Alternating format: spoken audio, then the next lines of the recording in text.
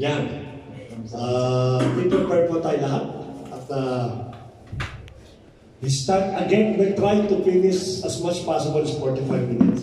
So 15 plus 30 means that 1:30 po tayo maratapos. Okay, let us proceed sa ating pong message for today. Ano po ba ang importante na pangyayari sa isang pong tao? Maliban sa birthday. Ang nga pala, happy birthday po sa akin pong pinamamahal na pastora. At we are declaring more goodness about what you. Kay Kuya Richard din po. Amen. Amen.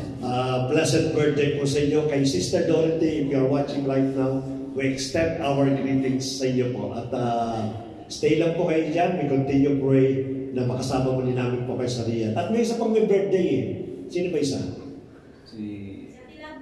Si Ate Lovely, wala po siya. Kung nanonood po si Ate Lovely, again, the family of the JTGI extend our greetings sa inyo. Mapagpalang umaga po sa bawat sa atin. So maliban po sa birthday, ano po importante event sa buhay po ng isang tao?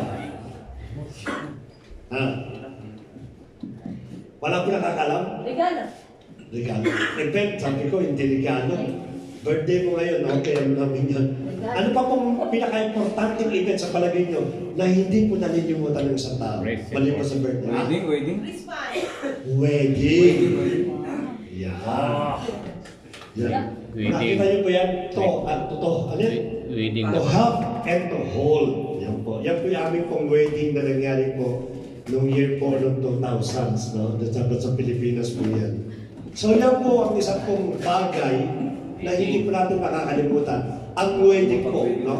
Just to give you a preview about the wedding. Alam niyo po ba according to the kay paring Google, pagka ginamit siya po sa paring Google, ang first wedding na po nangyari is 4,350 years old.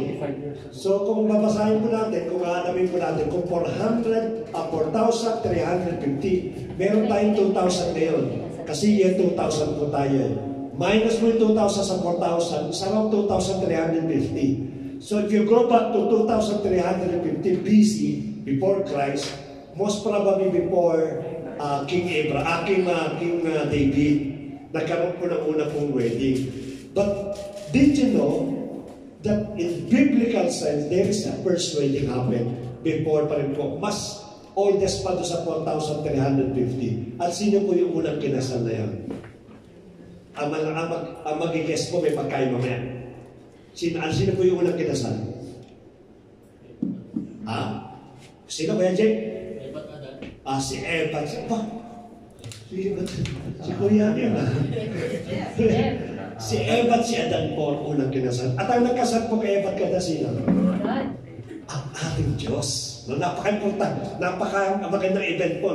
Kinasal po sila na sinabi po ng ating Diyos na sila po'y magsasama. That is an official wedding. Kaya po ang nag-institute po ng wedding o ng marriage, walang iba po ang ating pong Diyos. Kaya pag kinakasal po ang tao, madalas po sinasabi po niya, nagbabaw sila, na akala po natin, nagpapalitan tayo ng vows. Doon sa mga kapartner po natin, hindi po yon.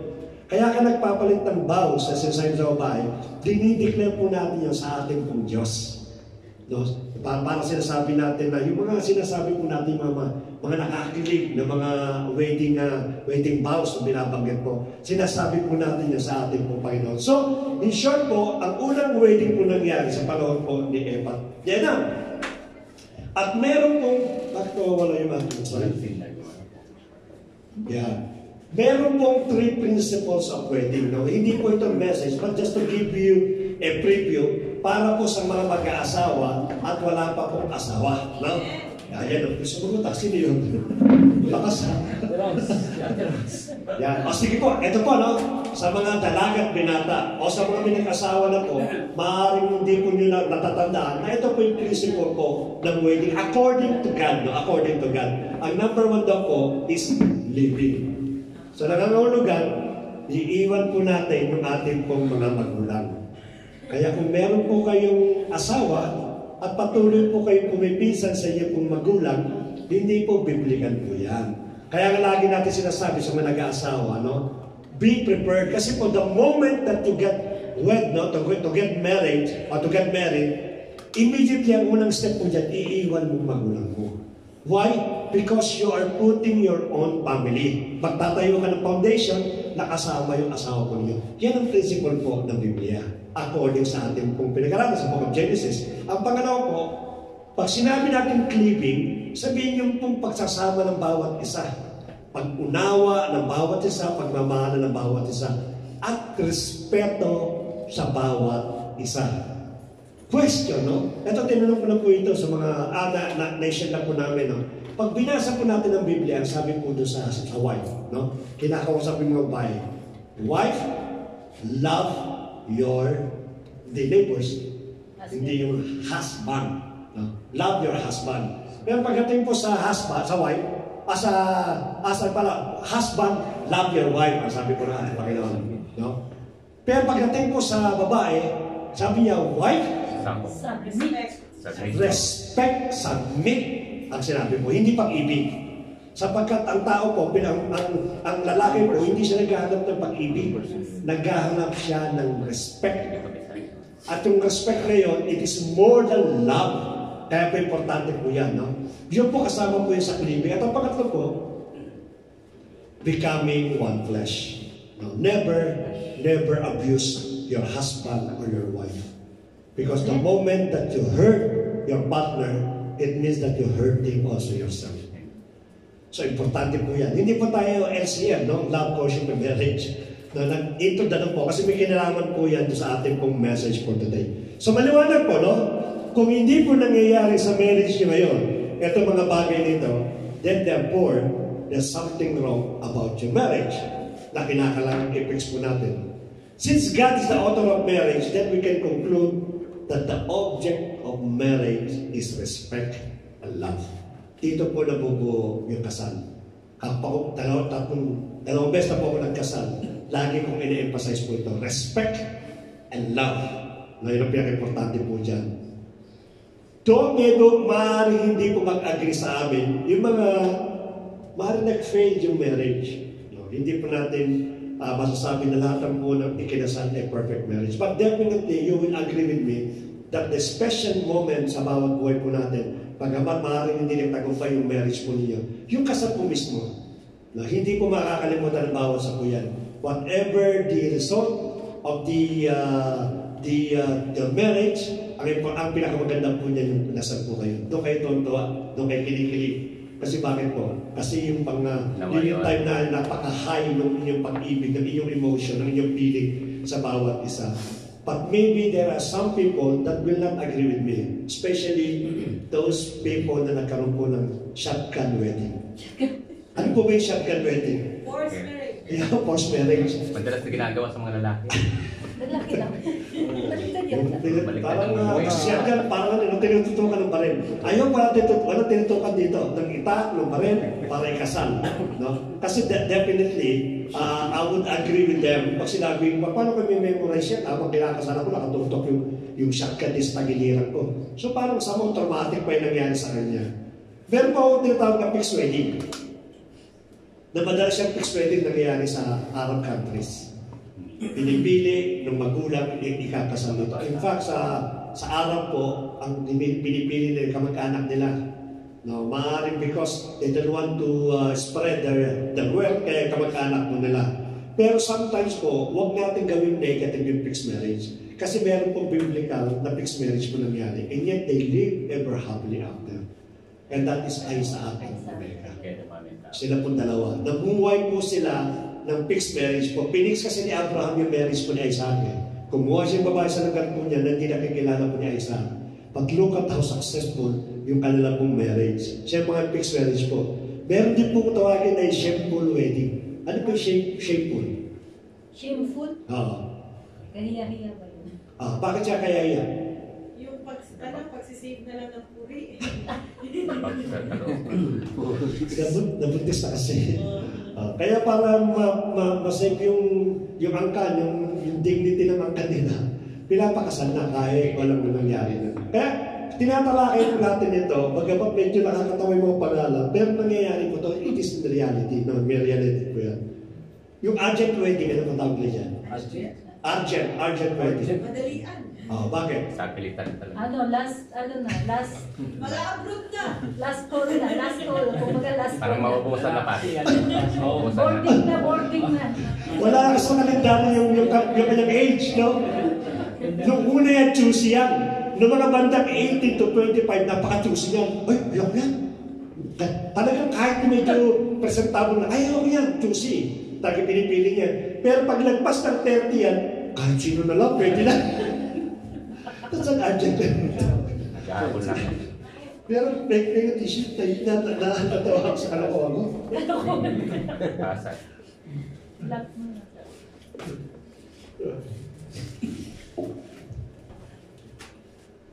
Meron din pong emergency wedding. Survival kasi yan. Kaya pag sinabi emergency kasi Babawian ang buhay. partner niya o kaya namatay magulang, wala silang ikabubuhay, so nakakita siya ng kapitbahay niya, inano siya, may kaya, so survival na lang. Kapag sa paano yung mga kapatid ko, paano pag-aaral namin, paano yung pagkain namin. Kaya nangyayari po yan. Material things na lang. Yan. Marami pa po yan, no? Na mga usatin. Despite of these types of wedding mentioned, most of you will agree that wedding represent love. Pag-ibig po yan eh. Wala naman nagpakasandal sa parang kursunado mo lang. Parang kursunado mo lang eh. Na-develop yung kanila pong pag-iibigan. Bakit po ini-emphasize yung wedding? Let us remember the theme for this month, February, is about love. Sinimula na po yan ang ating mga kapatid, mga nauna, ang pastora. Ngayon, babagoy ko lang po ng konti, but I will go again to the theme of love. Ano po yung ating message for today? The day message is the marriage of the Lamb. Nasa Biblia po yan. The marriage of the Lamb. Maybe, some of us, hindi natin alam na ang ating palang Panginoon ikakasal. Mismo, ang ating Panginoon sa Kristo, the Lord of Lords, the King of Kings, ikakasal pala ito. Imagine po ninyo, no? Kung ang tao po, ang babae, ay mapapangasawa niya, a very prominent person, a very well-known person, ang piling niya, importante, napakataas ng kanyang piling. Bakit kasi, ang mapapangasawa, maaaring president o CEO ng isang company, o maaaring isang politician na kailangan sa buong Pilipinas, o isang leader sa community na talaga naman napakaganda example. So, napaka-proud po niya. Privilege mo, proud sa darating pang wedding. Pag sinabi, sino mo mapapakasawa ni ganyan? Na talagang ikaw proud. Yan, no? Pero mas higit pa tayo dapat maging proud sapagkat yung ating Panginoon ikakasal. The Lord of Lords and the King of Kings, the Creator of the universe, siya po ang ikakasal. Ang problema ngayon, sino ang ikakasal sa ating Panginoon? Yan ang yun, sumasag na ng amen, no? Para tingnan po natin, saan natin nakuha, Pastor, yung word na marriage? Mababasa po natin sa Book of Revelation.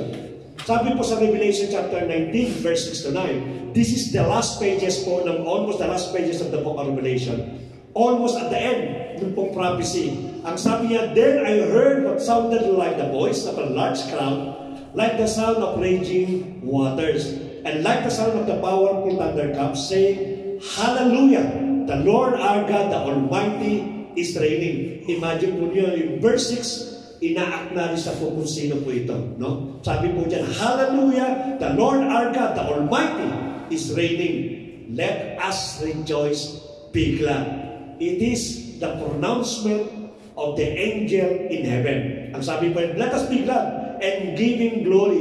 Because why? Bakit siya bibigyan ng glory? Let us be glad. Because, sabi niya, the marriage of the Lamb. Kasi yun ang pinaka-special event na mangyayari. Kaya nagkakasiyahan yung buong heavenly bodies. Bakit? Kasi ikakasal ang ating Panginoon. Tuwag-tuwa po sila.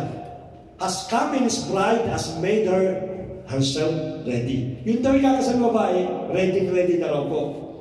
Tingnan po natin ano yung character po ng babae. She has been given the privilege of wearing fine linen, dazzling and pure. Ano ibig sabihin mo niya? The fine linen represent the righteousness deeds of the saints. Then the angel told me, write this, how blessed are those who are invited to the marriage supper of the Lamb. He also told me, these are the true words of God. Purihin ang Panginoon sa kanyang pong mga buhay salita. Ang sabi daw po, yun daw po mga bisita, blessed. And if you try to continue the word, reading the book of Revelation, ito po yung mga mighty angels. Kasama dyan si Michael, si Gabriel, all these people are just only spectator, visitor. No? Let us remember, gusto ko i-picture ng bawat sa inyo, nung dinideclare na po yung kakasal ng ating Panginoon, yun daw po mga bisita, blessed. Those mighty and heavenly warriors of the heavenly bodies are they just invited for the wedding sapagkat napaka-engrande po ng kasal na ito. How much more yung pong ikakasal? Iba ang dami mga bisita napaka-gaganda eh. Paano ba ikakasal po nito? Ngayon itong wedding nito, an event wherein the groom and the bride are the superstar. Hindi naman po may kinasal sa atin dito. Ang superstar po yung abay o yung best man o best, ano tawag sa babae? Right. No? Hindi. Bridesmaid. Bridesmaid. Hindi naman yan ang bida, hindi yan ang center ng isang kasal. Ang pinaka-center po dyan yung lalaki at yung babae na ikinakasal po. No, napaka-importante. In this passage, very clear that the groom is our Lord Jesus Christ. There is no doubt that the groom is the Lord Jesus Christ because He is the Lamb who take away the sins of the world. Ngayon ang question ngayon, if it is really the Lord Jesus Christ that will get married, sino yung mapalad na mapapangasawa po? Ayan. Yeah. Naway. Naway all, sabi nga po naman. Basahin po natin kung sino. And let us meditate itong verse na ito upang makita po natin kung sino ikakasal. For me, I am really excited. No? Sapagkat pag nakita po niyo kung sino pa ikakasal, ay excited po kayo. Basahin po natin sa wedding is an event where the groom and the bride are the superstar. Pinakita na po yan. Wedding also is a venue for the beautiful dress. No? Nagpupunta ng mamahaling mall, katulad ng Orange Mall. Maraming mga gandang mall dyan. Dyan na talaga. No? Talagang maganda ng damit. Kasi yung event kasi po niyan. Yeah. Basahin po natin yung Ephesians para malaman natin kung sino yung kakasal. Ephesians chapter 5 verses 25 to 27. Husband, sinimulan na po ito ni Paul. Love your wives as the Messiah loved the church. Sino minamahal po ng Messiah? Therefore, it is the church ang ikakasal sa ating Panginoon. No, is preparing for the church upang sa ganon, ihanda yung pong malaking event na ito. So, ikaw naglalakad ka sa ay, tinitingnan mo si Angel Gabriel, uy, magpanad ka, kasama mo, Lord, tumatala kami, bisita lang kami. Sila Michael na siyang ginamit ng ating Panginoon para magkaroon po ng resurrection. Lahat po yan, spectator lamang. And even those, in the book of Revelation, they mention the mighty angels that blow the wind from the east to west. It's only your visitor. Ikaw ang naglalakad sa ay, hawak-hawak po ang ating Panginoon. Diba? Matuwa po tayo. Tayo pala ikakasal sa ating Panginoon so that He might make it holy by cleansing it, washing it with water and the Word, and might present the church to Himself in all its glory. Amen. Without a spot or wrinkle or anything of the kind, but holy and without fault. So there is no question that it is the church that will be the bridegroom. Right. The bride. Tayo po yung ay ikakasal sa ating Panginoon. Ngayon, talagang yung feeling natin nandun. Pero the question dyan is, may kondisyon. Ayan na, sabi ko na ba si Pastor, pinaas lang yung hope natin sa mga may kondisyon na. Nakakatakot niya, mayroong kondisyon eh. Sapagkat hindi naman po pwede na ikasal ng isa pong bride sa isa pong perfectong Panginoon ng mga Panginoon, hari ng mga hari, nang ganun-ganun lamang. So, the Lord Jesus Christ demanded something from the church. And when we talk about the church, we are the church. Hindi lang po tayo, kundi lahat ng churches sa buong mundo, it is the bride of our Lord Jesus Christ. That's why He's preparing the Jesus, the great I am, to become a one example po na magandang bride. Yes, Lord. Hindi tayo pwede i-imply na ang ating fundament ay lukot-lukot at sira-sira. Kaya magpipipar po tayo, maaaring mamaya, no? Yun na pala yung wedding natin. Sa tindi nagkawalaan tayo, nakita natin that we are now walking in the eye. Yung po nilalakaran po naman kinakasal, sinasabuyan ng bulaklak po yan eh. Sinasabuyan po ng mga gandang klase, mga paraphernalyas. Pero ikaw, you will walk in the eye with the floor of gold. Kinto ang lalakaran po. Tapos sa gilid po ninyo, sapphire, diamond, lahat po yan, dadaanan po yan. Walang pa pwedeng umawak yung maliban lamang sa bride. Amen. No visitor can touch yung lahat ng pinipar po ng ating Panginoon. Ganun ka-special po tayo. Amen. We are the bridesmaid ng ating pong Panginoon. So, ano ngayon ang kondisyon? No? Yun ang dapat natin malaman. No? Balikan po natin yung Revelation chapter 19 verse 8 para makita po natin kung anong kondisyon. Yan, maliwanag po yan. She, ginamit po dyan, represent the church. She has been given the privilege of wearing fine linen, dazzling and pure. Pero ang sabi daw po dito, ang kahulugan daw po niya ng fine linen is represent the righteousness deeds of the saints. So, yun po dinidemand ng bawat sa atin. It is only common that the king of righteousness demands righteousness. Yun ang kinakailangan po niya eh. So, kinakailangan po, meron tayong gagawin sa parte po natin in order na makita po natin yung righteousness na yun. So, let me go back with the tradition and culture of the Hebrew regarding po doon sa kanilang pong wedding. Ang wedding po sa Hebrew, napakatagal po niyan. Hindi yan katulad ng wedding po natin na nalalaman po natin na nakalabit po lang si girlfriend, uy, kasal na tayo bukas. Hindi po ganon. Sa kanila po napakahaba po. Ang tawag po nila dyan ay betrothal. Sa betrothal po, ang gagawin po nila dyan is lalaki po, pamanikan ba? Pamanikan, magdadala po siya ng regalo. Ginagamit na po dito po yan. Yung tawag po nila dowry, no? Parang binibili mo. Ganun po din kasi tradition po talaga naman po dyan. Pupunta yung lalaki kasama yung magulang, tapos magpo-propose po sila.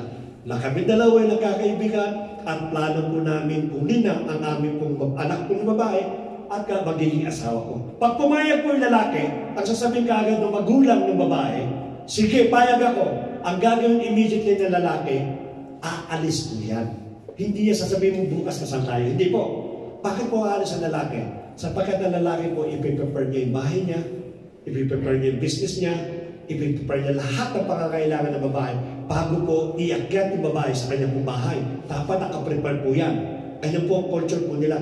If you remember, when Mary and Joseph proposed the wedding, umalis ka agad si Joseph. Kasi bakit to? Ipiprepare po niya yung pong babae, yung pong pangalan ng babae. Ganun po yung nangyari po dito. Ang sabi ng ating Panginoon, iba, sabi niya, aalis ako pansamantala. Sa John chapter 15 po ata yun, no? I'm not mistaken, John 15 o 14, no? Sabi niya 15. Aalis ako upang anong gawin na po niya? I-prepare ko ang bahay para sa iyo. That is the custom of the Hebrew, the culture na regarding po sa wedding. So, nag-prepare po. As of this moment, hindi dumarating ang ating Panginoon. Bakit? He is still preparing a very nice house for you. Na pagpasok ng ganyan, makikita mo, napakaganda po ng mansyon ng bawat isa po sa atin.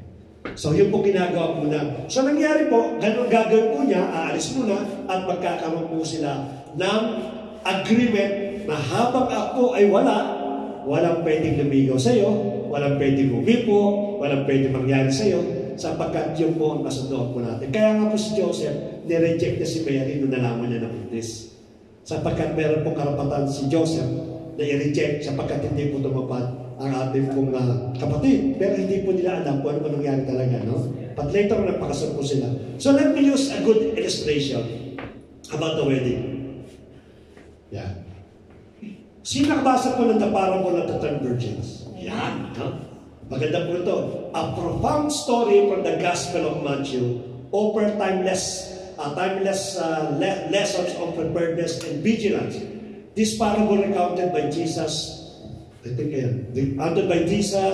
underscored the importance of spiritual readiness in anticipation of the kingdom of heaven or the marriage of the Lamb. By exploring its rich symbolism and moral teachings, we can gain valuable insight into living life of faith and foresight. So I will show to you the verses, but I will not read it kasi mahaba po ito. Ganda yan. Kukwento ko na lang po. What is the parable of the 10 virgins? Nag-propose po yung isang lalaki sa 10 virgins that they will get married. No? Pagkatulad ng betrothal, umalis po yung lalaki to prepare yung bahay ng mga papangasawa po niya, the 10 virgins. Since na hindi po alam sa culture kasi na hindi pinapaalam ng lalaki kung kailan siya darating. Surprise po yun. Bakit po? In order to test yung faithfulness ng babae kung talagang walang nangyari. So hindi po in-announce. Itong mga tao ito, itong 10 virgin, napagod sa kakahintay, meron silang lampara. Kasi kung lampara, it symbolizes of the welcomeness ng kanyang mga pangasawa. Kaya normal sa kanila yung may mga lamp. Kasi sinisilawan nila yung daan habang yung lalaki papunta po sa kanila. So they have the lamp with the oil. Since napagod ito, natulog, o paraphrase, nagsestahan, hindi pa darating, punta mo tayo ng bata, punta tayo ng haraj, punta tayo ng ganyan. Ano tayo? Punta tayo ng Saraha. Kasi bakit? May party doon, meron doon sumba-sumba, meron doon mga swimming-swimming, meron doon mga live na mga band. Punta tayo. Bakit? Matagal pang darating ang Panginoon. Kaya dito muna tayo, magtyaga pa tayo. So nagtyaga po yung 5 at nagpunta nga po doon. Pero yung 5 naiwan. So dali, maiwan kami kasi ayaw namin maiwanan. Baka biglang dumating eh. No? Pero mga tao to, subok na natin yan. Ang Panginoon hindi darating ikakasal. Magtatagal pa yan. So in short po, naubos yung kanilang pong oil. At yung 5 po, meron silang extra oil kasi magtatagal nga. They prefer, they consume siguro small amount para lang i-preserve yung kanilang pong eto na yung trumpet. Which is, we will hear when the second coming of the Lord Jesus Christ will come. Makakalit po tayong trumpet. Maririnig po ng lahat ng body of Christ yan. There's a big trumpet. Kaya pag nagkaroon po ng big trumpet at narinig po niyo naiwan kayo, kabahan na kayo. Sabihin na iwan po kayo. Katawanan na itong 5 ito. So nag-trumpet po, prepared. The husband or the groom will come. So nagtayo po yung 10 at immediately sasalubong po sila. Importante kasi yung lamp because that will lighten the path ng lalaki papunta sa kanila. Eh nung tumayo na po yung 10 at tumasalubong na, nakita nung 5, aandap na po yung kanilang lampara. So what they said, bigyan mo naman kami ng oil ninyo para makasama kami sa pagsunod sa mga pangasawa natin. Ang sabi ng 5, naging lazy kayo, naging tamad kayo, hindi kayo preferred. Go, buy in the market, at saka kayo maapon dito. But unfortunately, pagdating po ng 5 sa market, dumating na yung groom. At in-invite those people that is ready for the wedding of the Lamb. Sapagkat symbolizes po yan, it is the wedding of the Lamb. In-invite po, pagkaka-invite na pagka-invite po, close the door. And no one allowed to enter unless it is worthy to become my wife. Dumating po yung 5, kumakatok sila. No? Kumakatok sila. And it's so happy nung kumakatok sila, hindi yung servant ang nakapakinig, kundi mismo yung husband, yung groom ang nakapakinig. Pinuksan sila, bakit kayo kumakatok? Panginoon, hindi mo pa kami natatandaan? Kami yung umati lagi sa isang church, no? Kami yung laging nagkakanta kami alive. Kami yung sumasayaw. Hindi mo pa kami natatandaan? Kami din yung isa naghuhugas ng pinggan. Marami pong kinatwiran. Marami silang pinasal. Pero ang sabi ng Panginoon, lumayo kayo sa akin. Hindi ko kayo kilala. Nasayang po yung paglilingkod natin. Kaya napakinggan namin sa prayer meeting, naglingkod ka na rin lang naman. Ituloy mo na. I-boost mo na. Kasi naglingkod ka na po so many years, more than 10 years, more than 20 years.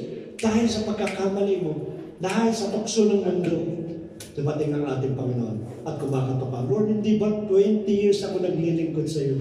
At ang masaklap niyan, masabi sa iyo, Panginoon, hindi kita kilala. Lumayo. God required a righteousness. Yun ang kinakailangan sa bawat sa atin. Look at what happened to the 10 virgin ito.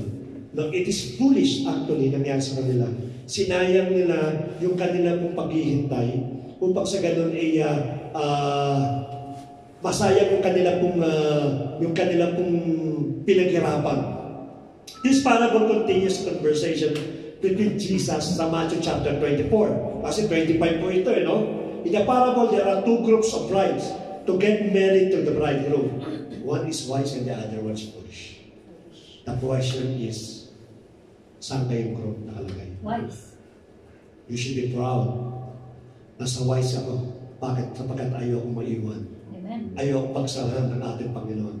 Amen. If we try to read the book of Revelations, the book of Thessalonians, you will see how horrible those persons that will live on earth during the 7 years of Revelations.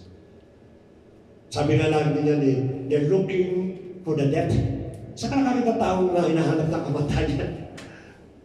The only person that will be looking for death or desire to die is those people in terrible pain. Ganito nangyari po sa kanila. Samantalang yung 5 virgins, no, habang sila po dito, nagkakanta hirap, dinadanas yung Great Tribulation.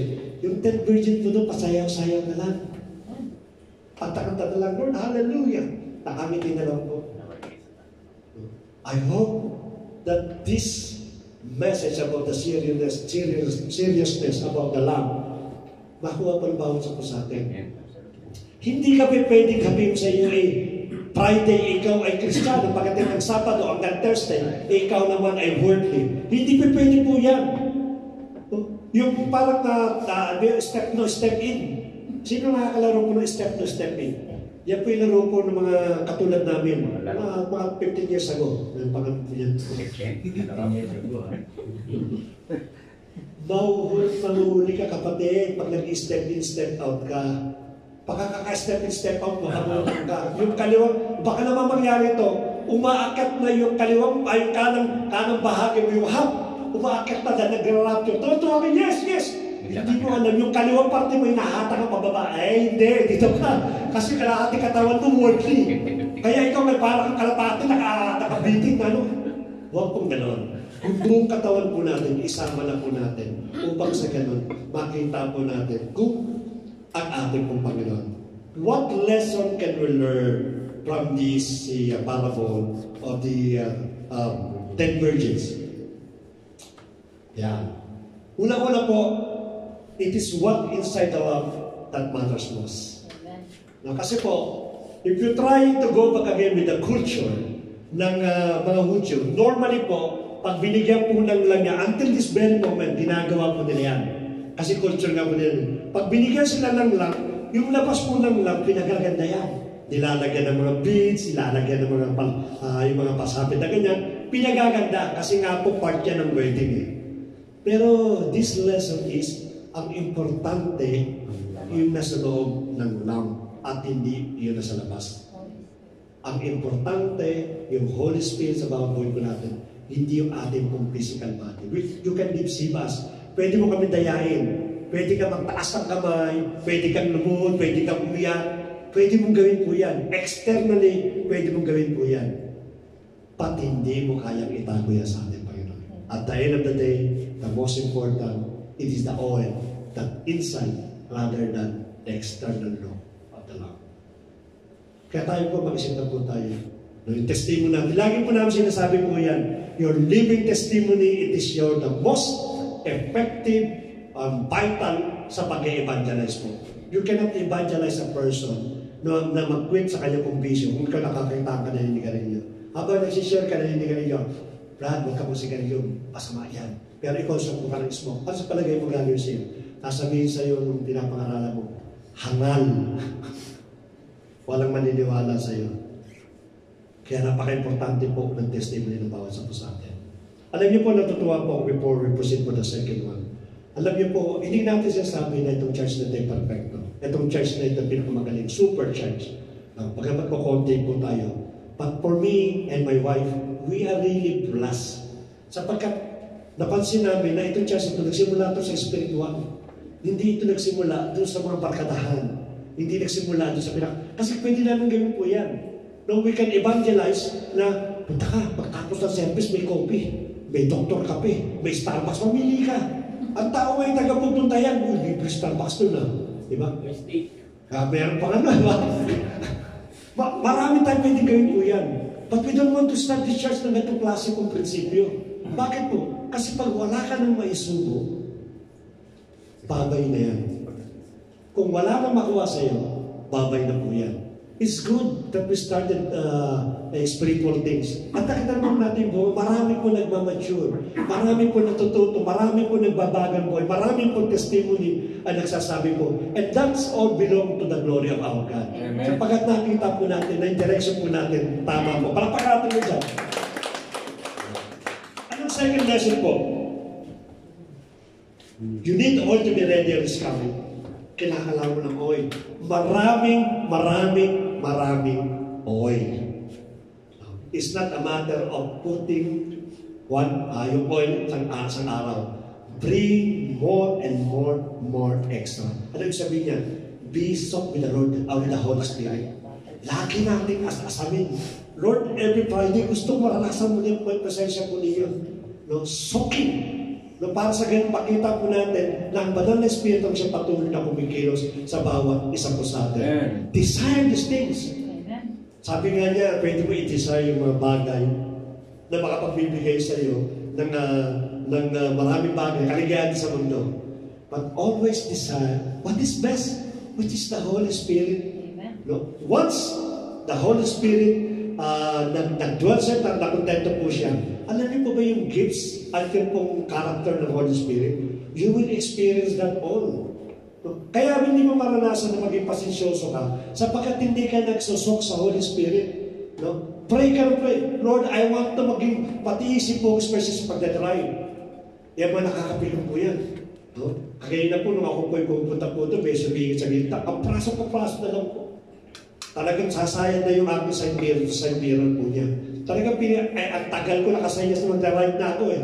Hindi ko siya kikita, siguro nasa gitna ako siya, nag-ride na ako. Pumasok at sumingit ka agad na gano'n, kapraso na lang po. Hindi ko na po anong klase Saudi. Kung yung dati po yan, sabi ko, palagay ko. Kung sabi ko, God bless you. Dapat makita po yung oil. Dapat maramdaman po sa bawat isa po sa atin. Marami po tayo mga kapatid, mga kakilala, matikas po ulo. No, sometimes, ito pang magandang example, no? I'll give you a good example. Sa opisina, hindi po nawawala yung pong favoritism. Andyan po lagi po yan. Kahit anong galing ng isang Pilipino, kahit anong sipag ng isang Pilipino, sometimes may mga manok po yan. Either Egyptians, Indians, even Bangladesh, yan ang mga farm yan. Nakikita po natin, ang bihira yung Egyptian namin, paupo-upo lang. Wala naman ako lang lahat gumagawa. Anong klaseng buhay ito? Sinisisi po ng bawat natin. No? Madalas po yan. But let us remember, dapat makita yung ating pong glory. No? Alam niyo po, yung po nangyari sa akin na kukwento ko ulit. Yung Pakistani po, kumukulo lagi dugo niya pag nakikita niya ako. Hindi ko lang alam kung bakit. Gusto kong sabihin sa kanya, Brad, galit kasi ko sa mga pogi. Yeah. Talagang galit na galit siya. Nasa ground floor po ako. Lahat pwede umakyat sa first floor. Maliban lang sa akin. Ang katwiran niya, ayoko nakikita pagmumukha mo. Inisip ko, wala naman akong ginawang kasalanan. Wala naman akong pinong. Basta ganun lang nangyari. Of course, kung hindi natin alam, that is a demonic possession, no? Spiritual battle po yun. Pag ang nabibili ko sa kanya, minsan nahamon ko po na suntukan ko sa labas. Alam ba, bagkat mo ko, pinatawag ko ng boss ko. Nakita niya, sabi ko ka bakit dito eh? Di pinatawag kami. Magsisigawan kami. Sabi ko niya, dati talaga, hindi ako naging active eh. Bumaba ka niya para magkasubukan. Ay, hindi mo siya bababa. No, takot sa pinakano. Ang daming panahon na po, magkasama kami for so many years, hindi ko makakuha, no? Hindi pala dapat makita yung bunga mo. Yung bunga mo pala parang magnet yan, no?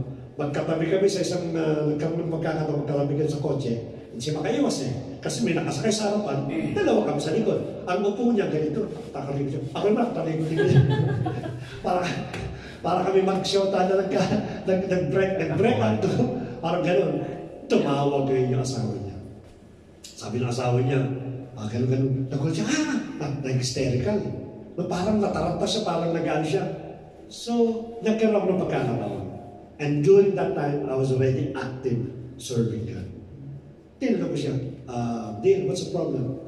Nagul siya, nusok ganun. Palipa, siguro, gulito ng isipan. Nakipag-usap na din. My wife, she's dead, gano'n. Marami raw sakit at kita, kailangan lang susugod daw sa hospital. Sabi ko, ganun ba? Sabi ko, let me call my wife, she's working in that age, in the Harian. Working in the Harian? Yeah, good doctor, very good. Tinawagan ko ngayon ito.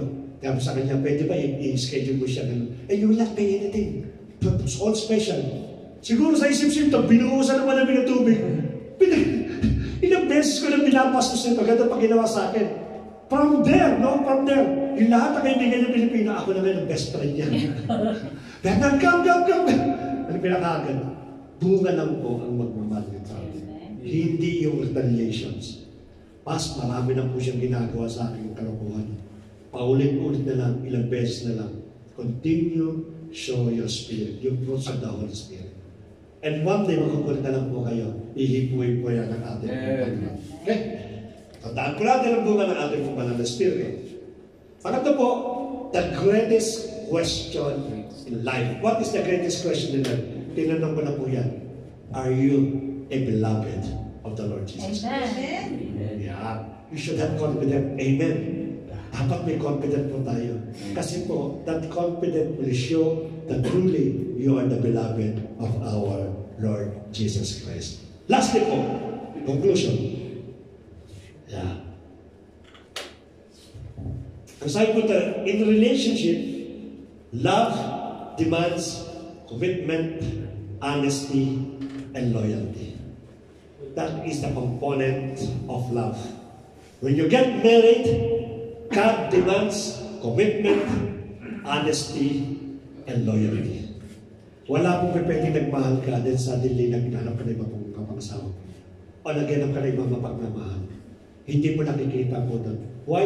Because the question is on us. The Lord Jesus Christ, He has commitment, He has honesty, and He has loyalty. Until this very moment, iniingatan po ang bawat sa atin to live a righteous living. The question is, paano ka magre-respond sa Kanya? Paano may pakikita ipagmamahal mo sa Kanya? Paano mo isi-show yung iyong loyalty? Alam mo po yung loyalty, mabigat po ito sa bawat sa atin. Whatever that comes across your life, hindi ka matitinan kasi yun yung loyalty po ng bawat sa atin. Ang question ngayon, kaano katatag ang loyalty mo sa ating Panginoon? Alam niyo po, marami pong iglesia, ang minsan po, even as naranasan po natin, nawawala po yung bawat kapatiran. When they get hurt, when they get a problem issue with the brother and sister, they get offended, they get, napakarami po niyang reason. The only thing that the Lord Jesus will ask sa mga tao na open na ito, kung na-open ka sa pastor mo, bakit ako iniwan mo? Right? Kung na-open ka sa iglesia, bakit ako ang hindi mo pinapansin ngayon? Kasi every time that we came in this place, I came not for me, not for my wife, not for anyone here. You came here because of the Lord Jesus Christ. This is your meeting place. Kung hindi mo mamimit ang ating Panginoon dito, then the question is, where is your loyalty? Kaya po hindi ko mismo maintindihan kung bakit po may mga tao na madalas mag-reason out that hindi sila makakatin because there are some important things to do. When we talk about the loyalty, we talk about priority. Amen. Kung priority mo ating Panginoon, definitely, He will be always there in the meeting place. Kayo na lang mga babae, pag meron kayong kasunduan sa isang lugar at iniintabi ng partner mo, hindi kasi nipot, ano mararamdaman mo? Galit. Basket. Galit, mixed emotions, tampo, at napakadami pa niyan. At hindi ka pala kakontento, no? Nung ang gagawin mo, ipopost mo sa social media, visit ka, wala pala akong makakasahan sa'yo. Ang dami mo ipopost kasi out of emotions. And sometimes people can understand that. Dahil Sabi ng kaibigan mo, naiintindihan ko kasi, in-inject ka. Nakakaluhan na tayo. Kumbaga sa maraming katwiraman mo, paano mo na natin Panginoon pag ini-inject natin? Diba? Amen. Diba kung may karapatan siya, na sabihin na, in-inject mo ko yun, Ate Rona, tomorrow, wala ka ng hangin. Wala kang breath. Hindi natin kung makakahinga ka pa. Diba? Kasi may hawak na kami po niyan eh. Yes. Pero hindi ginagawa ng ating Panginoon. Until this very moment, yung kanya pong commitment, honesty, and loyalty. Pagamat, sometimes tayo po nagiging disloyal sa Kanya, hindi po nagwe-way po yan. But let us learn. Let us learn from this lesson, from this message. Hindi po laging-lagi ang ating Panginoon nagbibigay po sa bawat isa sa atin. Kinakailangan mahalin po natin ang ating Panginoon. Kaya nga, ang huli pong verse na gusto kong bitawan sa inyo, itong verse na ito. No? Tinanong po sa ating Panginoon sa Kristo, just to test. Panginoon, sa lahat ng inutos ng Diyos sa Old Testament, ano ang pinaka-importante? Just to test the Lord Jesus Christ. And you know what it said? Ito ang pinaka-importante. Bakit po? Sapagkat itong gusto niyang gawin natin para sa Kanya. Mark chapter 12 verse 30. And you must love the Lord your God with all your heart and with all your soul and with all your mind and with all your strength. It means that you have to love Him in all aspect of our life. That is the Lord Jesus Christ demanded on us. Gusto niya mahalin natin po siya. Bakit po? Sapagkat yung pagmamahal na binanggit po dito ng Diyos, yun po yung pagmamahal na ibinibigay po sa bawat isa po sa atin. No, I hope that when you come again to your life, no, hindi po mawawala yan, may problema ulit po kayo. Isipin yung pagmamahal po ng Diyos. Hindi po siya nagbabago sa bawat isa po sa atin. Tayo po yung Lord, salamat po ni Panginoon sa message nito. Indeed, kayo po ay mabuti, kayo po ay hindi nagbabago. Salamat sa takay ng pag-ibig mo sa bawat sa po sa amin. At napakasarap pong isipin na one day po, Lord, kami po ay mapapakasawa pa rin. Na kung saan, Lord, ay magsasama tayo. Sabi mo, kung nasaan ako, ando doon din po kayo. Napakaganda pakinggan po nito. Isang prinsipyo ng pag-aasawa ang inilalatag mo sa bawat isa po sa amin. Lord, sana hindi mawala sa bawat puso po namin na importante kami. Yung importance na ibinigay mo sa amin, hindi ka ikinasal sa mga angelic beings, hindi ka kinasal kung sino man, Panginoon. Pagkos, Lord, pinili mo iglesia, which is us, the body of Christ, upang masama mo one day sa iyo pong kaharian. Salamat, Panginoon, sa preparation mo sa bawat sa puso amin. Lord, madalas o minsan lumilis kami ng landas. Ang aming dalangin, patuloy mo kami hawakan, patuloy mo kami tapikin, katulad mo ng isa pong shepherd, upang sa ganun kung kami man ay naliligaw ng landas, maitamang muli yung aming pong lalakaran. Bagamat maaaring nasaktan kami, so be it, Father God, sapagkat alam namin na yung pong kasakitan na mararamdaman namin sa pagtutuloy mo sa amin, ang siya na pong magiging kapalaanan upang yung righteousness na dinidinuman mo sa iyong asawa ay makuha po ng bawat isa, Lord. Pagpalain mo bawat kapatiran po namin na ito, O Lord. Tuloy ka namin, Panginoon, tinataas at tinuluwalhati sa kong araw po ito. Whatever the remaining hours ng aming pong buhay sa araw po ng Friday, it's all belongs to you.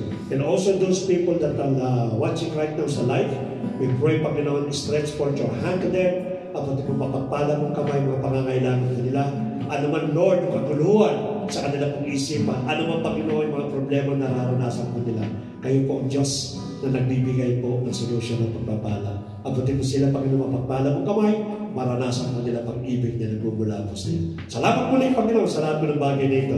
Again, to you, we bring back the glory, the praise, and adoration in Jesus' mighty name. Amen. God bless po sa inyo lang.